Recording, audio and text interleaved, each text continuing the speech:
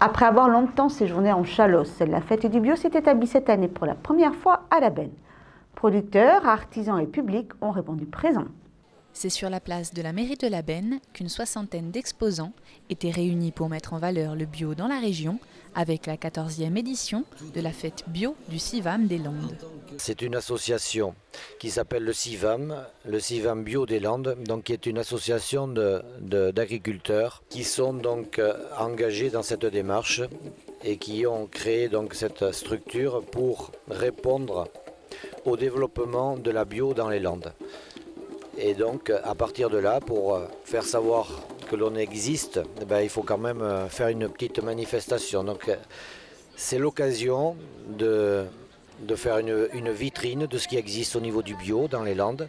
C'est une occasion de lancer des débats, des conférences. Bon, cette année, il y aura une conférence autour de l'alimentation. Et donc, qui dit alimentation dit forcément agriculture. Donc, le CIVAM Bio des Landes, dans sa raison d'être, il fait connaître le bio et ensuite, il est là pour accompagner toutes les personnes qui ont envie de développer, de rentrer dans cette dynamique. Et c'est vrai qu'il y a beaucoup de travail à faire parce que les résistances en face du système en place, on va dire, qui est tellement bien rodé, il faut quand même arriver à tenir face à tout ça.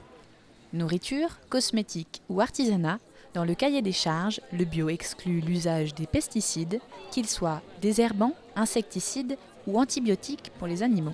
On se rend compte qu'il y a beaucoup de résidus dans l'alimentation traditionnelle, enfin conventionnelle, qui font que ce n'est pas neutre en matière de santé. Et donc voilà pourquoi le bio répond le mieux à tous ces problèmes d'alimentation et sur le plan qualitatif. C'est forcément une prise de conscience qui se fait et c'est vrai qu'on a suffisamment de preuves maintenant pour savoir que les OGM de Monsanto ou d'autres fabriquent des insecticides et on les retrouve ensuite dans les assiettes. Stand d'information et conseils, conférences et ateliers, la fête du bio est riche en informations et en rencontres.